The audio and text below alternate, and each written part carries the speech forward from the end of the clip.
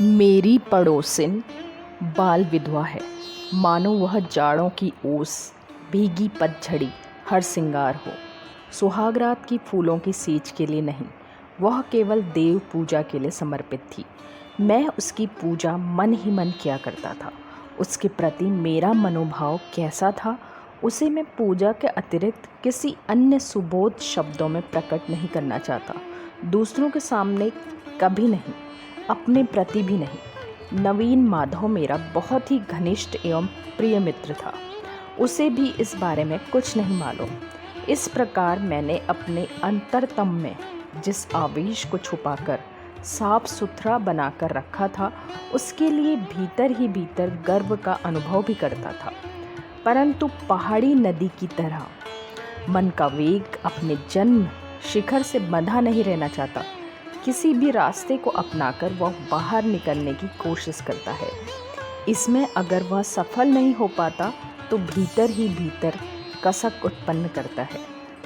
इसलिए मैं यह सोच रहा था कि कविता में अपने भाव प्रकट करूँगा, लेकिन कुंठा की मारी लेखनी ने किसी तरह भी आगे बढ़ना न चाहा।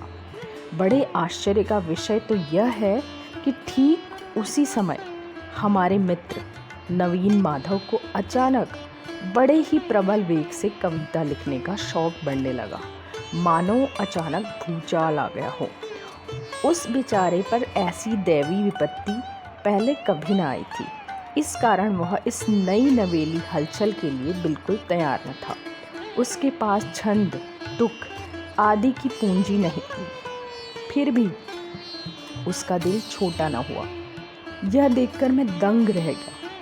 कविता मानो बुढ़ापे की नई दुल्हन की तरह उस पर हावी हो गई। नवीन माधव को छंद, तुक आदि की सहायता और संशोधन के लिए मेरी शरण लेनी पड़ी। कविता के विषय नए नहीं थे, लेकिन पुराने भी नहीं थे, यानी उन्हें बिल्कुल नवीन भी नहीं कहा जा सकता है और काफ़ी पुरातन भी नहीं। प्रेम की कविताएं थीं, प्रियतमा के उद्देश्य में। मैंने उसे एक धक्का लगाते हुए पूछा, आखिर है कौन, बताओ भी। नवीन ने हंसकर कहा, अब भी उसका पता नहीं है और लगा नहीं पाया हूँ।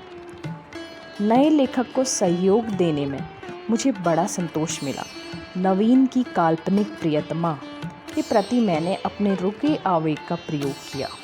बिना बच्चे की मुर्गी जिस तरह बतख का अंडा पा जाने पर उसे छाती के नीचे रखकर सेने लगती है, मैं अभागा भी उसी तरह नवीन माधव के भावों को अपने हृदय का सारा ताप देकर सेने लगा।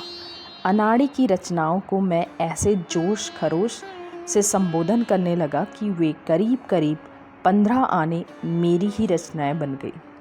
नवीन आश्चर्य से कहता, ठीक यही बात तो मैं कहना चाहता था, पर कह नहीं पाता था। लेकिन तुम में ये सब भाव कहाँ से आ जाते हैं? मैं भी कवि की तरह जवाब देता, कल्पना से।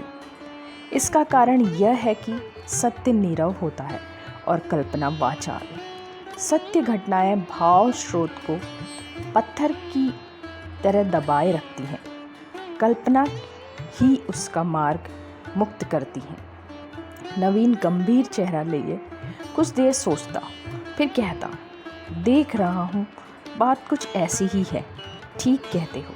थोड़ी देर सोचने के बाद फिर कहा, ठीक ही कहते हो, सही बात है।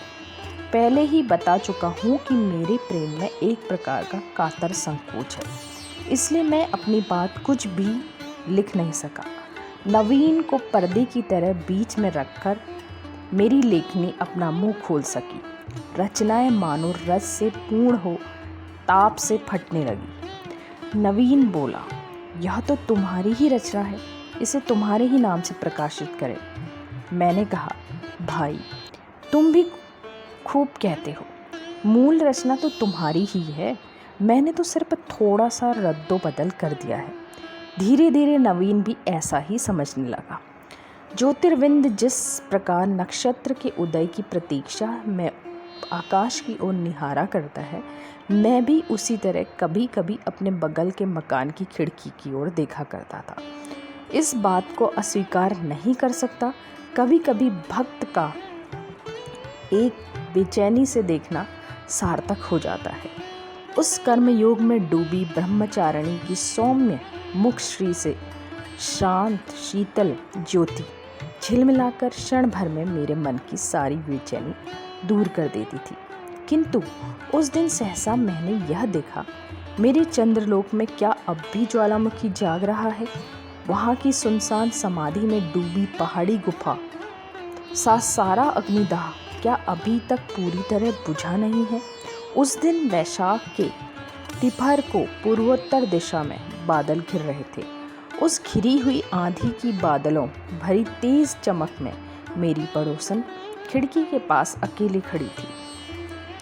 उस दिन उसकी शून्य डूबी घनी काली आंखों में मैंने दूर तक फैली हुई एक कसक देखी। मेरे उस चंद्रलोक में तब भी ताप है, अब भी वहाँ गर्म सांसों की हवा बहती है।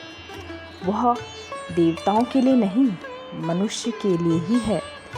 उस दिन उस आंधी के प्रकाश में उसकी दोनों आंखों की तेज छटपटाहट उतावले पक्षी की तरह उड़ी चली जा रही थी, स्वर्ग की ओर नहीं, मानव हृदय के घोंसले की ओर। उत्सुक आकांक्षा से चमकती उस दृष्टि को देखने के बाद मेरे लिए अपने बेचैन मन को काबू करना मुश्किल हो गया। तब केवल दूसरे की कच्ची अनगढ़ कविताओं के संशोधन से मन नहीं भरा, मेरे अंदर भी किसी प्रकार का काम करने की चंचलता पैदा हो गई। तब मैंने यह निश्चय कर लिया कि बंगाल में भी विधवा विवाह प्रचलित करने के लिए मैं सारी चेष्टा का प्रयोग करूंगा। केवल व्याख्यान और लेख लिखकर नहीं, आर्थिक सहायता देने के लिए मैं आगे बढ़ा। नवीन मेरे साथ बहस करने लगा। उसने कहा, चिर वैदव्य में एक पवित्र शांति है। एकादशी की धुंधली चांदनी से प्रकाशित समाधि भूमि की तरह उसमें एक प्रकार का सौंदर्य है। क्या वह विवाह की संभावना मात्र से नष्ट नहीं हो जाएगा? ऐसे कवित्व की बातें सुनते ही मुझे गुस्सा आ गया। अकाल में खाने के अभाव में जो व्यक्ति घुल घुल कर मर रहा हो, उसके पास हट्टा कट्टा कोई व्यक्ति आकर यदि भोजन की भौतिकता के प्रति घृणा प्रकट करते हुए फूल के सुगंध और पक्षियों के गीत से मरते हुए का पेट भरना चाहे तो वह कैसा लगता है? मैंने गुस्से में आकर कहा, सुनो नवीन, कलाकार कहते हैं कि खंडहर का भी एक सौंदर्य होता है, लेकिन किसी घर को सिर्फ चित्र के रूप में देखने से ही काम नहीं चलता, चूंकि उस घर में रहना पड़ता है। कलाकार कुछ भी कहता रहे, उस घर की मरम्मत ज़रूरी है। वैधव्य के बारे में दूर बैठकर तुम चाहे कितनी कविताएं लिखना चाहो, किंतु यह तुम्हें याद रखना चाहिए कि उसमें आकांक्षाओं से भरा एक मानव हृदय अपनी विचित्र वेदना के साथ वास करता है। मेरा ख्याल था कि नवीन को मैं किसी भी तरह अपने दल में नहीं खींच सकूंगा, इसलिए मैं उस दिन ज़्यादा गर्मी से बातें कर रहा था। लेकिन सहसा मैंने देखा कि मेरे भाषण के अंत में उसने एक गहरी सांस ली और मेरी सारी बातें मान ली। मुझे और भी बहुत सी अच्छी बातें करनी थी, पर उसने उसका मौका ही नहीं दिया। लगभग हफ्ते भर बाद नवीन ने आकर कहा, तुम अगर मदद करो तो मैं खुद विधवा विवाह करने की तैयारी कर रहा हूँ। मेरी समझ में एक बात आ गई कि उसकी प्रियतमा काल्पनिक नहीं है। कुछ अरसे से वह एक विधवा नारी को दूर से प्यार करता रहा है, पर किसी से उसने यह प्रकट नहीं किया। जिस मासिक पत्र में नवीन की उर्फ मेरी कविताएं प्रकाशित होती थीं, वे पत्रिकाएं ठीक जगह पर पहुंच जाया करती थी। वे कविताएं व्यर्थ नहीं गई। बिना मेल मुलाकात के ही हृदय आकर्षित करने का यह उपाय मेरे मित्र ने ढूंढ निकाला था। लेकिन नवीन का कहना है कि उसने कोई षड्यंत्र कर ऐसी तरकीब निकाली हो, सो बात नहीं। यहाँ तक कि उसका ख्याल था कि वह विधवा पढ़ना भी नहीं जानती थी। मासिक पत्रिका बिना मूल्य विधवा के भाई के नाम पर भिजवा देता था। वह केवल मन को तसल्ली भर देने का पागलपन था। उसे ऐसा लगता था कि देवता के लिए पुष्पांजलि चढ़ाई जा रही है। वे जाने या न जाने, स्वीकार करें या न करें। कई बहानों के जरिए विधवा के भाई से नवीन ने मित्रता कर ली थी। नवीन का कहना है कि इसमें भी उसका कोई उद्देश्य न था। जिससे प्रेम किया जाए उसके निकट संबंधियों का संग भी मधुर लगता है। अंत में भाई सख्त बीमार पड़ा तो इस सिलसिले में बहन के साथ उसकी भेंट कैसे हुई वह एक लंबी कथा है। कवि के साथ कविता में वर्णित विषय का प्रत्यक्ष परिचय हो जाने के बाद कविता के संबंध में दोनों में बड़ी चर्चा हो चुकी थी और यह चर्चा छपी कविताओं में ही सीमित थी। ऐसा नहीं कहा जा सकता। हाल में मुझसे बहस में हारकर नवीन ने उस विधवा से मिलकर विवाह का प्रस्ताव किया। पहले पहल उसे किसी प्रकार स्वीकृति न मिली। तब नवीन ने मेरी सारी युक्तियों का प्रयोग कर उनके साथ अपनी आँखों के 2-4 बूंद आंसू मिलाकर उसे संपूर्ण रूप से हरा दिया। अब सब कुछ तय है। केवल विधवा के अभिभावक यानी उसके फूफा कुछ रुपया चाहते हैं। मैंने कहा अभी लो।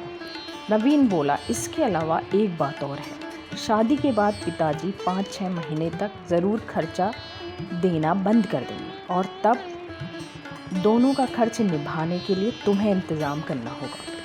मैंने मुंह से कुछ कहकर एक चेक काट दिया और कहा अब उसका नाम बताओ। मेरे साथ जब तुम्हारी कोई प्रतियोगिता नहीं तो परिचय देने में तुम्हें किस बात का डर है? मैं तुम्हें छूकर सौगंध खाता हूँ कि उनके नाम कोई कविता नहीं लिखूँगा और अगर लिखूँ भी तो उनके भाई के पास न भेजकर तुम्हारे पास भेज दिया करूँगा। नवीन ने कहा अरे इसके लिए कोई डर नहीं। विधवा विवाह की लात से वह गड़ी जा रही है, इसलिए उसने तुम लोगों से इस बारे में कोई चर्चा करने से बार बार मना कर दिया है। पर अब छिपाना बेकार है। वह तुम्हारी ही पड़ोसिन है, 19 नंबर में रहती है। अगर मेरा हृदय पिंड लोहे का बॉयलर होता तो उसी क्षण भक से फट जाता। मैंने पूछा विधवा विवाह से उसे कोई ऐतराज़ नहीं है? नवीन ने हंसकर कहा फिलहाल तो कोई ऐतराज़ नहीं। मैंने पूछा सिर्फ कविताएं पढ़ के ही वह मुग्ध हो गई? नवीन ने कहा क्यों, मेरी वे कविताएं कुछ बुरी तो नहीं थी? मैंने मन ही मन कहा धिक्कार है। धिक्कार किसे? उन्हें या मुझे या विधाता को? लेकिन धिक्कार है।